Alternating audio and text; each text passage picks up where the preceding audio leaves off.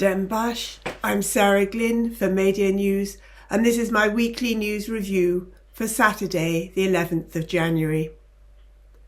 Islamist Syria, made in the USA.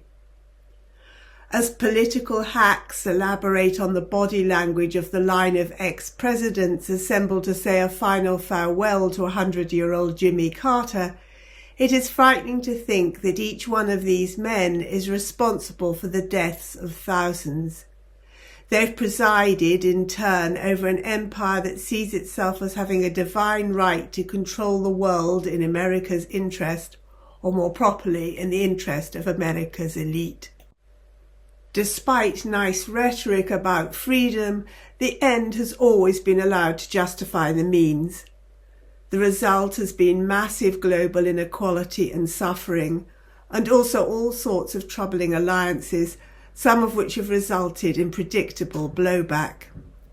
US self-interest has led them to support oppressive dictatorships and also to back a medley of groups that oppose left-wing ideas or fight America's perceived competitors in the Soviet Union and now in Russia. These groups have included all sorts of far-right operations, even former Nazis. Increasingly, since US support for the Mujahideen against the Soviet Union in Afghanistan, US-backed groups have included militant Islamists. As in the Afghan example, the American strategists have often found that they've created forces that they cannot control. As the world praises the humanitarian work of his Carter Center, we can remember that it was Jimmy Carter who, with his national security advisor Zbigniew Brzezinski, supported the Mujahideen in their fight against the Soviet-backed Afghan government, enabling the growth of the Taliban and creating the conditions that gave birth to al-Qaeda.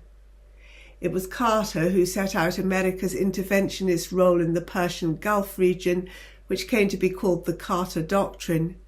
He told Congress in his 1980 State of the Union address, "Any attempt by any outside force to gain control of the Persian Gulf region will be regarded as an assault on the vital interests of the United States of America, and such an assault would be repelled by any means necessary, including military force." America's role in the rise of political Islam hasn't just been through direct support.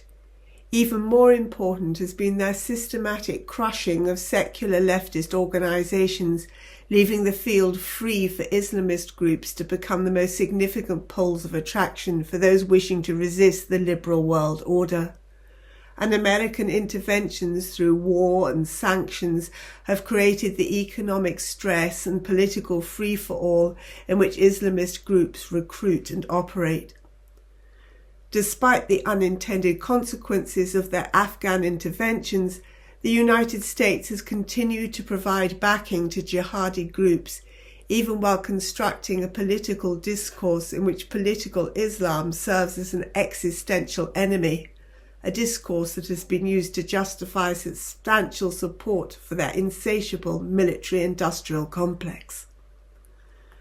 America's desire for regime change in Syria, which continued through different US presidencies, was not concerned with how Bashar al-Assad treated the Syrian people.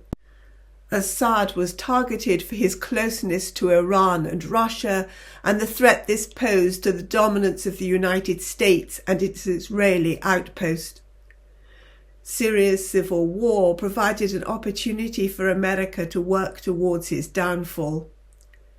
Edward Hunt, in Foreign Policy in Focus, explains that the plan was always to create a situation in which Assad would be forced to hand over power, and that to avoid the seizure of power by extremist groups, the US aimed to achieve this end through long, slow pressure.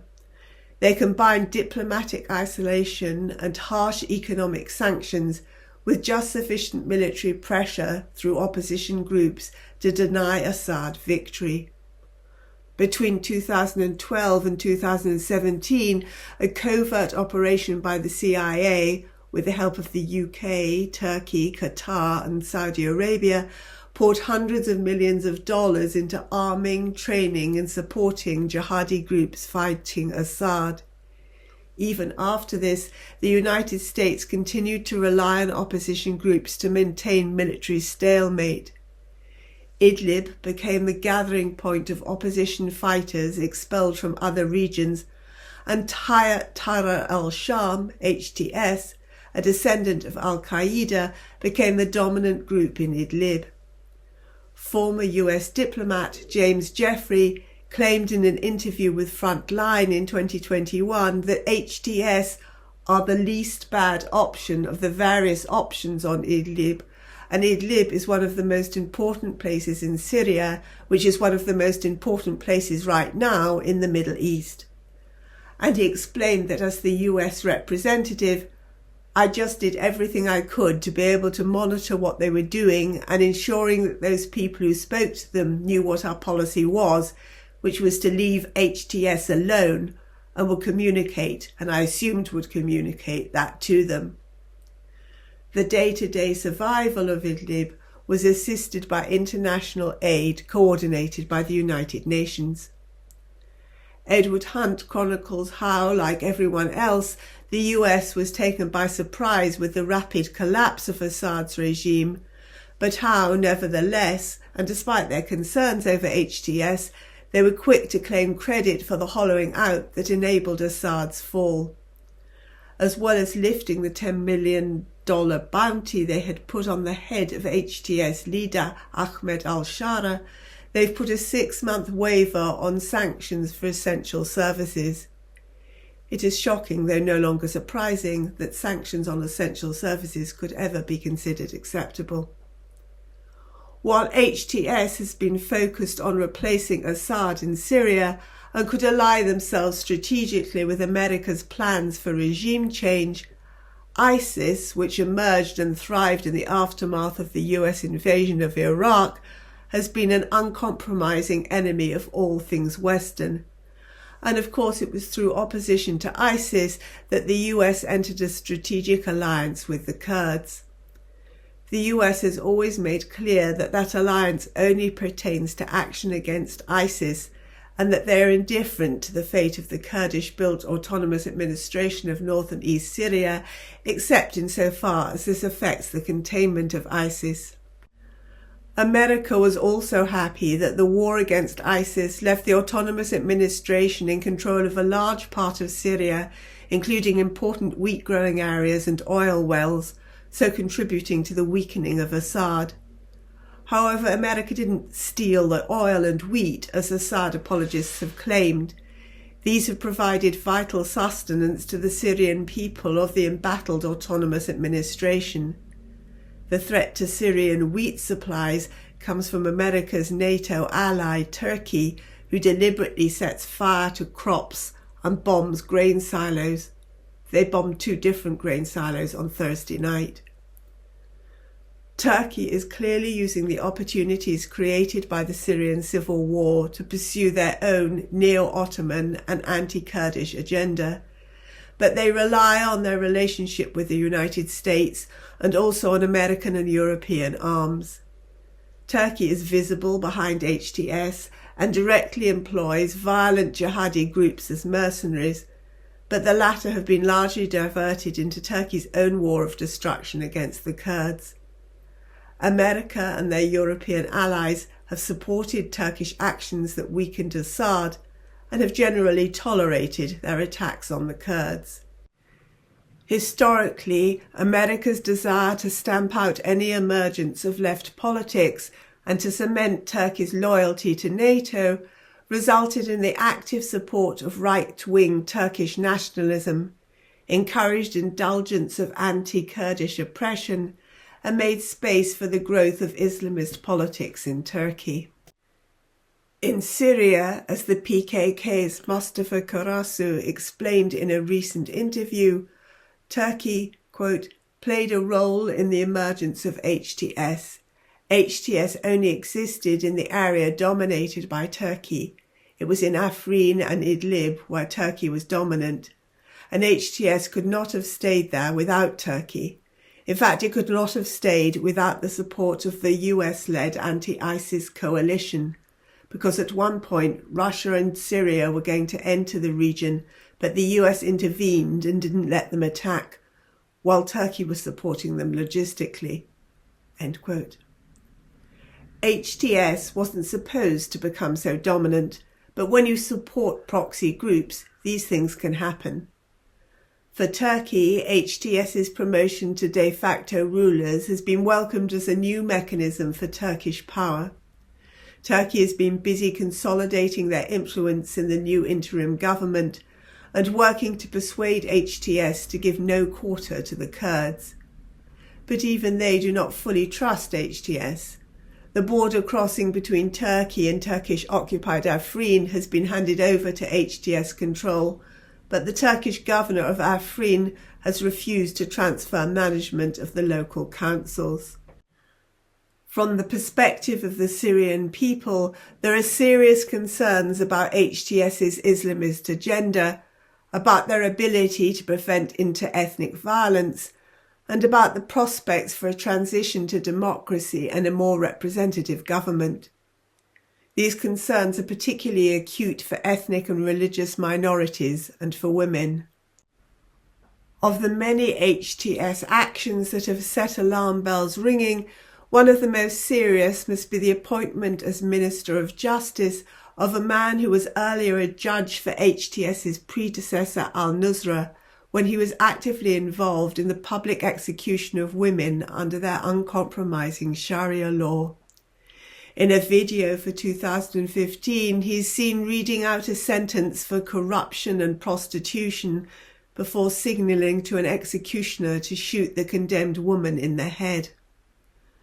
There have been many reports and videos of inter-ethnic violence since the HTS takeover, especially of violence against Alawites who are all accused of supporting Assad regardless of their actual role. Attacks appear to be the products of local vigilantism and revenge rather than being organised from above. It is hard to get a sense of how widespread a problem these are, as there have also been false scare stories designed to trigger division and violence.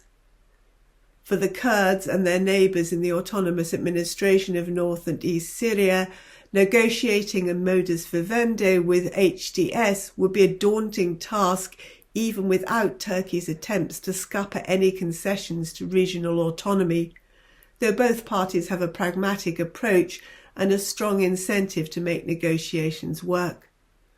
However, at the same time, the autonomous administration and its Syrian Democratic Forces, the SDF, are having to fight off ferocious military attacks from Turkey. Turkey's campaign to eradicate Kurdish identity has been largely tolerated by the United States, though not supported by them. Turkey has vowed to make the SDF give up their arms and allow the region to come under centralised control from Damascus, and Erdogan has reiterated his threat to carry out another full military invasion. For now, the focus of Turkish aggression continues to be the Tishrin Dam across the Euphrates east of Manbij. This has been under repeated attack from Turkey's mercenary militias, which they call the Syrian National Army, the SNA, backed by Turkish planes and drones. The SNA has suffered heavy losses, leading Turkey to increase their air attacks and to bring in more armoured vehicles. The SDF is now operating drones of their own to great effect.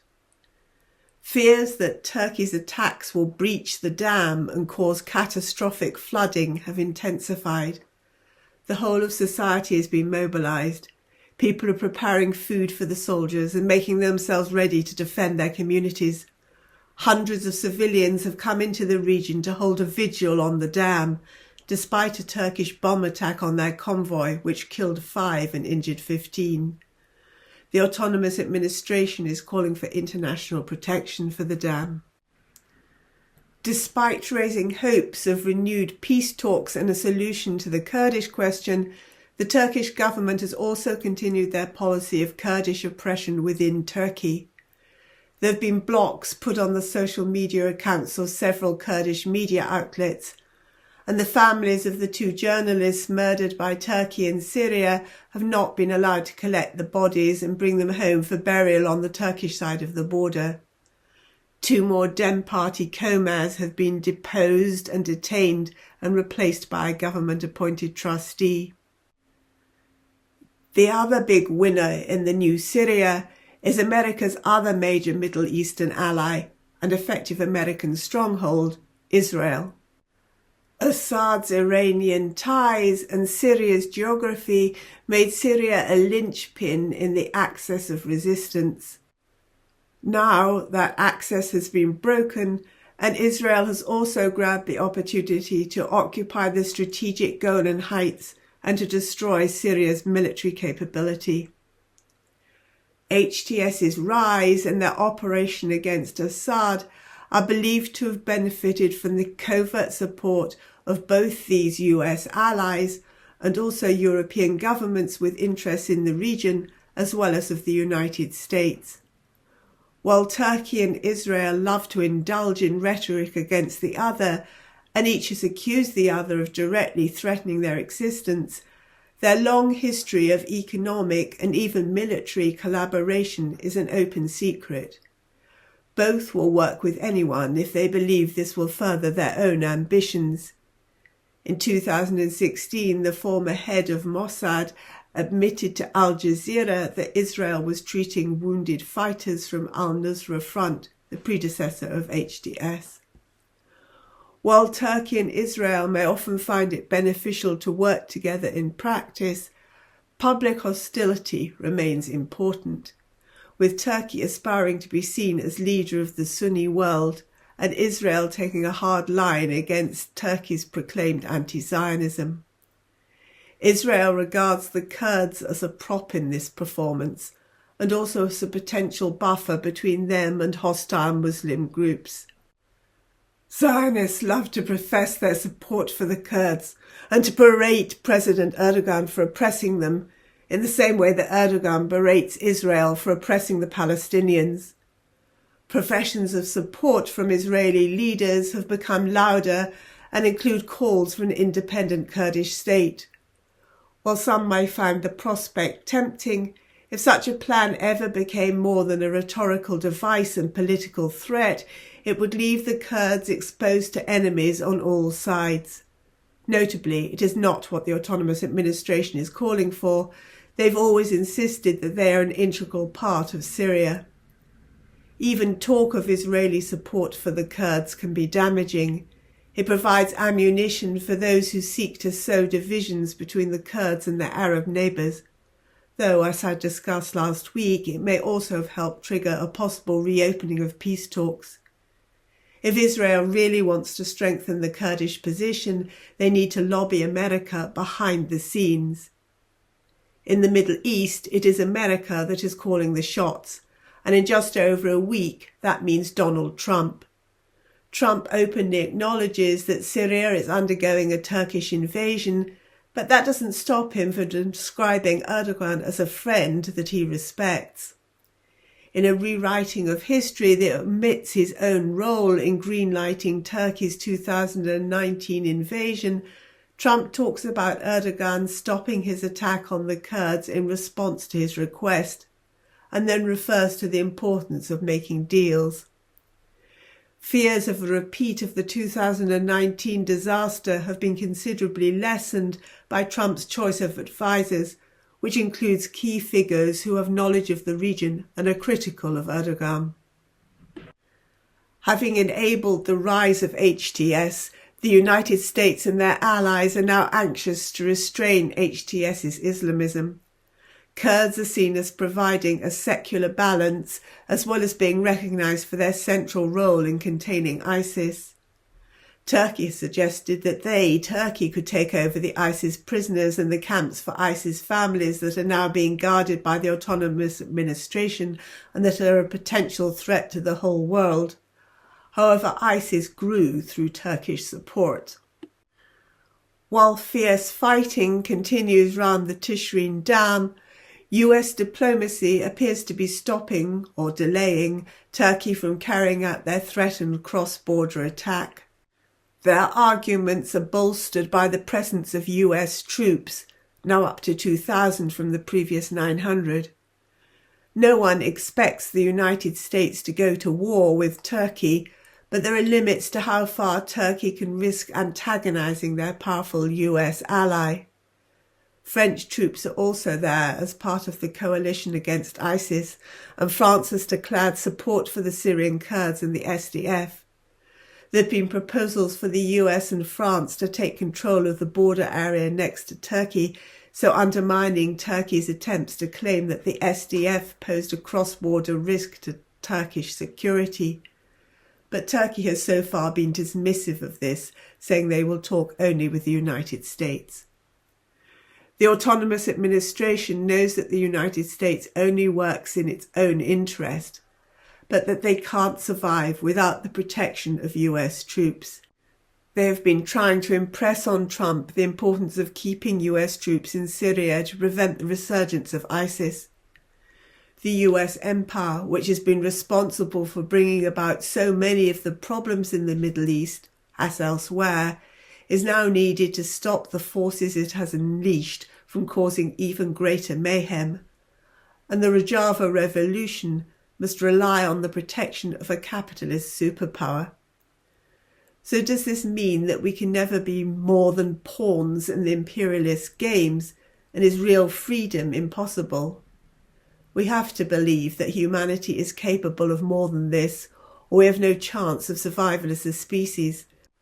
But this situation underlines the necessity of spreading revolutionary ideas and of fomenting progressive change in the imperial nations themselves. Change has to spread and become international, or it will be crushed.